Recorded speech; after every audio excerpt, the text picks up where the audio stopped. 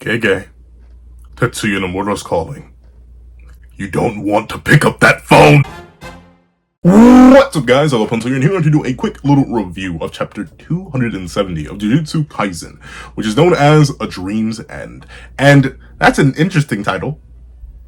A real interesting title.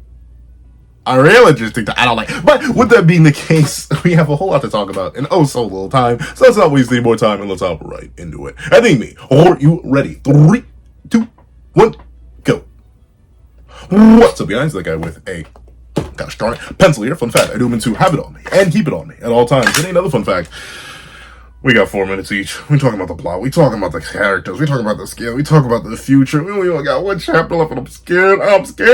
But let's talk about the plot. Now, this chapter is simultaneously plot heavy, but not too plot heavy, because a lot of it is still in the wrap-up phase. Obviously, the decisive battle in the uninhabited demon division Shinjuku just recently ended, and thusly, we're covering a whole bunch of loose ends. However, there are big, hefty, juicy, thick, squirmily untwisted plot points that do get covered here that do actually make me want to give this chapter a 5 out of 5 in plot, despite the series literally being over one chapter. Right, KK? Right? There's not gonna be a part 2, right, KK? But with it being the case, we see that there's a certain issue arising. The previously consumed Master Tengen was found among Sukuna's remains after he was torn from Fushiguro Megumi's body.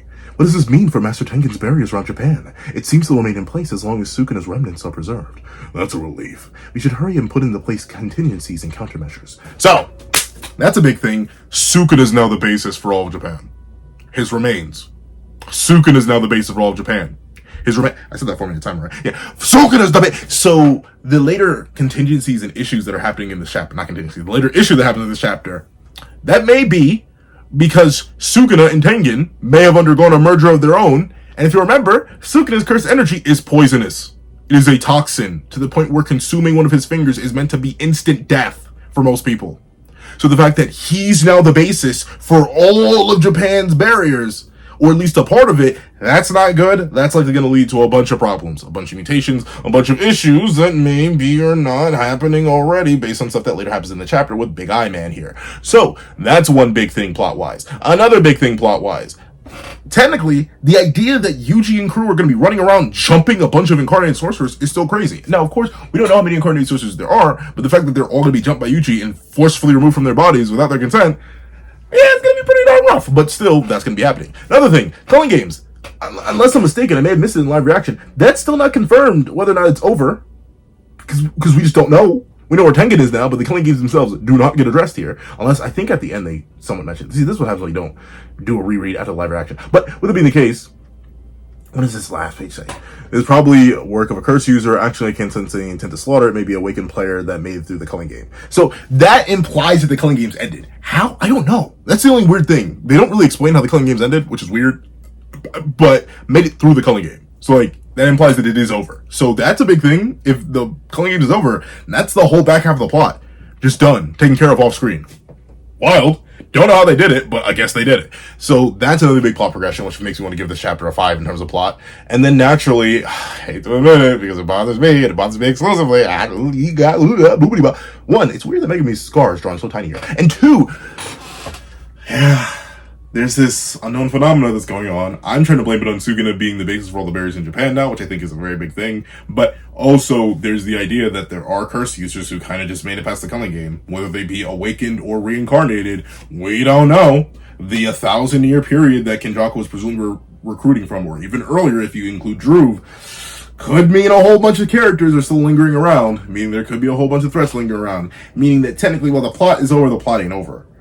And naturally, when you're ending off a series in 2 chapters, and this is the penultimate chapter, you're going to be wondering, wow, why would you introduce so many threats if you're trying to wrap up everything else off screen?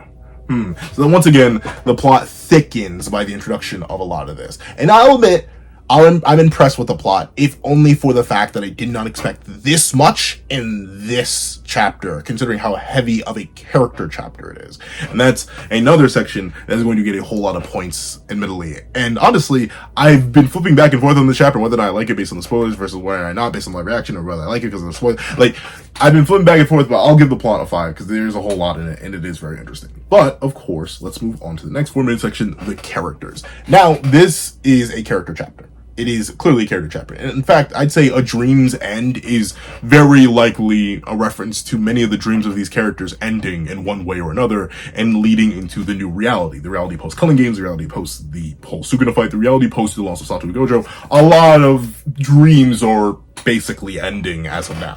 Megami's letting go of Samuki is nice, if only letting go in a proverbial sense, as in he's literally making a grave for her and going to burn her remains. Shoko letting go of smoking is very, very nice, waking up from the dream, waking up from the burden of being held down by the worry for Satoru Gojo and the worry for Suguru Getsu. Now finally being liberated of that and letting go of the vice she once had. That's really, really nice. Gakuganji being kind. Gakuganji being kind. It's also a nice development. Once again, he's a background character. I'll be a background character, but I'll take it. Once again, any development is always good development, at least in my opinion. Maki, once again, showing off her character development by giving Katana Man the katana, a cursed tool, which is beautiful. It is wonderful. And her, once again, fully admitting that she does genuinely care for these two.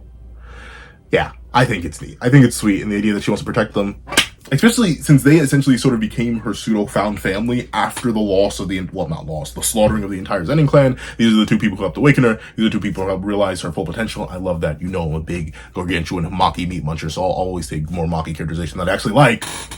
Okay. See? I knew you could still write good Maki. You didn't have to tarnish your character last chapter. Why would you? But still, Charles being happy, I'll take it. Once again, a minor character of minor characters, but as a Daido and Mio fan, admittedly very minor fan of them, but still a Daido and Mio fan, I'll take Charles getting a nice wrap up. Takuba, once again, I know I should have addressed this in the plot section, but we'll talk about it. This isn't. If it is Kenny, that's fine. If it isn't Kenny, that's also fine. I prefer it not be Kenny. I prefer just Gege being cruel. Kind of like how Gege was cruel with the Yujo reveal for a lot of the Gojo fans out there. Not necessarily myself included, because I kind of figured it wasn't Gojo, but still, I'm fine with this not being Kenny. It just being a cute little reference. Talk about finding someone who looks like Kenny, finding someone who fits that demographic, finding someone who can work with. I think that's nice and sweet. If this truly is Kenny revived by the comedian in some way, shape, or form, but maybe powerless and unable to use his abilities anymore, and willing to happily spend the rest of their days with Takaba being stand-up comedians, fine, wonderful, neat, clean, I'll take it, fine. I just don't want to be Kenny, because I really like Kenny, and I'm fine with his conclusion that happened, like, darn near half a year ago at this point, if not more. Then, once again, Amai, a nice character, nice to get his resolution. Though, ultimately, I do like that his resolution isn't fully resolved, if that makes sense. Like, ultimately, yeah, he does apologize to the kid, but the kid doesn't really, like, accept the apology, showing that he still has a lot more growing to do, a lot more self-acceptance to go through. That's really, really nice. Higuruma, once again, continuing the arc of self-acceptance, self-reflection, and self-reliance and development of that, both as a sorcerer and as a person. I also think that's very, very neat, very, very sweet. Seeing Higuruma being able to do his own thing, have a retrial, go through his own life, and really pay out the debts of his existence by continuing to be a sorcerer and actually going under trial by this individual. She is going to nail Higuruma, and not in that way, Higuruma fans, not in that way. And then, I think it's adorable, kind of. I mean, once again, I'm so indifferent to Hana as a character. I know a lot of people don't like the character, but I'm more so indifferent to the character. So her cute little interaction with Megami here and Megami's guilt are also nice character aspects. I think it's really neat. I think it's fine. And ultimately, they joke around. It's a fine. Once again, I'm okay with jokes. I'm okay with the lighthearted tone of the chapter. And I do like how this misunderstanding comes with the fact that they don't really know each other, because they never really spoke before. Like, at all. But with it being the case, I know they had that little stint in the Culling Games. And obviously, I would talk about the character work of the trio here towards the end, but, like, once again, they don't get to be a trio for long. Nobara kind of just takes the girl away, and Megami and Yuji talk and set up. That's fine. Once again, both of these characters are fine. But with that being the case, I am out of time for characters. Let's talk about the scaling. There is no scaling in the chapter. Nothing. Not even, like, roundabout, like, about the way scaling that I could pull out for last chapter. No, there's really, like, no scaling in the chapter. And that's fine. Once again, this is a non-combat chapter. Like, I would be shocked if I could pull out any scaling. I mean, the only thing is, you could say maybe the trio is still confident in their ability to perform Jujutsu Kaisen, considering it's not just Itadori, who is presumably at this point the base strongest of the trio, considering Megami likely hasn't tested the 10 shadows, I don't think. Like, maybe he still has a totality of Big Raga, maybe he doesn't, I don't know. You could argue Megami's currently the strongest. Basically, he's steeped in Sukuna's cursed energy, so he could use a whole bunch of domain expansions in him. Megami had his own domain expansion before Yuji, now he may be able to refine it, open barrier it, and he may have the remains of Maharaga and Ahito and the entire 10 shadows. So maybe Megami's the strongest, or Yuji's the strongest because, you know, he has the best feats on Sukuna of the trio. Obviously, Nobara is still, like, presumably arguably weaker than her Shibuya self, which is crazy to think about. So like maybe you could say that's some scaling implications. The idea that Yuji thinks that Megami and Obara are good enough to come along with him to take care of this hypothetical curse user. I guess. Okay, I don't know. That's the thing. This chapter's pretty normal on the scaling front. I mean, I guess it's nice to know that Higuruma is still like considered a high enough of an asset that they aren't going to leave him behind. They're like, no, we aren't just going to let you live out the rest of your days. No, you're powerful enough as a sorcerer. You have enough potential as a sorcerer that we're gonna drag you along. But once again, we've kind of already known that Higuruma, like he was a grade 1 sorcerer at the times of the Culling Games. Then he got stronger over the time skip through curse energy reinforcement. Then he got domain amplification. Then he got. So like obviously Higuruma is very, very powerful. We kind of already knew this. The scaling, I don't know. I'm trying to like find scaling stuff anywhere because I do want to at least talk about scaling. This is a battle manga. I have to talk about scaling a little bit. I mean, we can remove like the -5 damage of Shoko's lungs and the -5 curse energy amounts of her having to RCT her lungs from smoking. There we go. More scaling. Once again, I'm sorry. I'm real struggling with this one. And then I guess one more scaling point is the fact that Maki believes these two could also be viable in fighting cursed spirits. But then again, we kind of already saw that. At least, well, maybe not Mio. Mio's kind of weird. But at least for Daido, like, we see him tag Cursenalia. Like, the fastest cursed spirit in the series. So, like, yeah, it makes sense that these two would be able to fight. And Maki being the one to have to come and get them, once again, sounds nice, sounds sweet, but, like, obviously anyone could likely handle. Well, maybe. I don't know. It really depends on how much hype that Cursed Alia tagging feat and how much hype Daido's ability. Maybe you could. You can go crazy with it. Go stupid with it. But not too stupid. Anyone who comes to get him, Yuji comes to get him, he claps Daido's cheeks. So obviously the scaling isn't too crazy. It's nothing too crazy. Once again, that's fine. This is a chapter that'd be more shocked if it had scaling. But then again, next chapter's implied to have scaling. And I just really... Oh, I'm scared. But luckily enough, I'm going to take this extra minute to fuse into the last 4 minutes to talk about the future. I've heard many different things. And once again, I'll post this video in C. Because I haven't posted a live reaction yet. I haven't posted anything yet. But I haven't actively looked for it. I probably should have done that. I may do that right after I post this review. Or get to editing this review. But, JJK Part 2. JJK the sequel. Jujutsu Kaisen. The sequel to JJK. It seems like this chapter, with everything it's setting up, is leading into a hypothetical sequel for the series. And ultimately, I will readily say this. If there is no sequel, I am fine with JJK as it was. Do I like the ending? Not fully. Now, I'm not going to sit here and slop it off to the ultimate degree. I think many aspects of it were rushed, many aspects of it were taken care of poorly, and many things should have been done differently. And time should not have been allocated in the way there was if there is no sequel. I'm down to the last 4 minutes now. But if there is a sequel, my complaints do not change. There is another manga that had a part 1 and a part 2. I'm currently also reviewing it on the channel. It's known as Chainsaw Man. Chainsaw Man part 1 ended well, to the point where if it didn't continue, I wouldn't have been mad. At all. I would have been perfectly fine with that manga just ending where it did. And at the end of part 1, I think it was a complete story. That doesn't feel like JJK.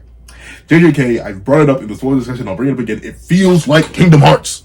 And not Kingdom Hearts 2 in the way that you can end the game, end a solid story, and then set up in the post-credit scene, we're going to do this. No, it feels like Kingdom Hearts 3, where we kind of had to boot things to the side because we need to set up for the future. We need to insert things just to set up for the future. We need to do this and set up for the future. When I think there was interesting enough stuff in our current time. There was interesting enough stuff in JJK. There was interesting enough stuff that we could have elaborated on and further explored and further done within JJK that did not require a sequel.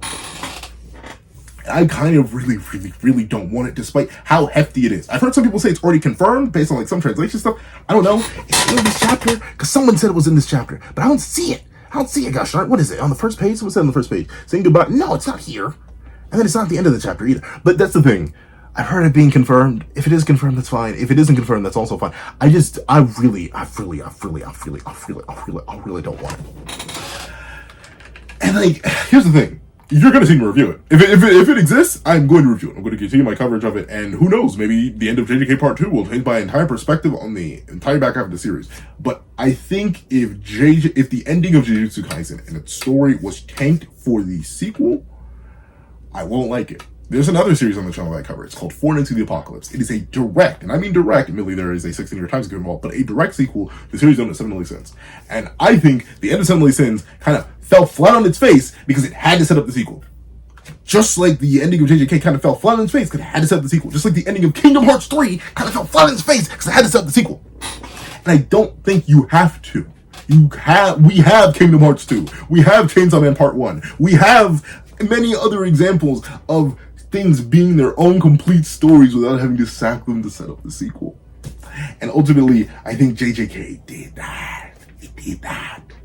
If there is a sequel. Once again, if there isn't, it's just fun with the ending. Kept saying, I'll wait for the next chapter, I'll wait for the next chapter, I'll wait for the next chapter. And while I do like this chapter, you will be shocked when I say verbatim, I have a minute and 30 seconds, I will give this chapter a solid, do I have any issues with it? Like, not really. I really don't like Guy over here. He freaks me out. But other than that, that's just natural. No, I don't have a single issue with this chapter. In fact, I like it a lot. This is a 10 out of 10 chapter to me. Shock horror, I know, especially after how critical I was of the last chapter. That ended up in a super long yap session, and who knows how long the long review of this one's gonna be. But still, in spite of that, I don't like it if it's all for sequel. I don't, because we could have done more. This last chapter is likely not going to change my mind on the end of JJK falling off a cliff, falling flat on its face, fumbling just a bit when we were doing so well, when we were doing so good. I personally love the Shinjuku Showdown. I love the Shinjuku Showdown all the way up until 266. Gosh darn it. I was fine with it even all the way up to 268. 268 is when it really just smacked me in the mouth. I loved it. I love the Culling games. I love Shibuya. I even like the early part of the series, which I know a lot of people are super critical on nowadays. But the ending of a work matters a lot. The pace of the ending of a work matters a lot. The nature of how you write and execute conclusion matters a lot. And the future has me scared. Because either it is a hollow ending or an ending that was made hollow for a future that I think was unnecessary. Either way, I'm in deep emotional and spiritual pain. However, time is up. So, if you made it all the way to the end of this video, please do me a favor and leave Guro Fushi. I need to start coming with a different path, but Guro Fushi, as in Fushiguro backwards. Just literally Fushiguro's backwards. And it's not necessarily backwards, like the front half of Fushi and then the back half of the name Guro being flipped. Leave Guro Fushi in the comment section down below. And thank you so much for watching. Please leave a like, share, comment, and subscribe. And make sure you hit that little notification bell so you don't miss out on any news that come to the channel. Also, I do happen to have a page down below where you can support me for as low as $1 a month, exclusive videos, early content, and more. And so now become a member of the channel for as low as $3 a month to get the same perks and more. Those perks include the live reactions to this very chapter, ad-free variations of all my videos, and if you become a $25 patron or a $25 member, you can order whatever video you want. Also, I do have a link to my Ko-Fi and screen down below. You can drop 5 beats for a short video, 20 beats for a long video, or any beans at all. Any support is always greatly appreciated. Now, I'd like to thank you so much for watching. Once again, and I hope you guys have a wonderful day. This is Dak on the Pencil, writing off.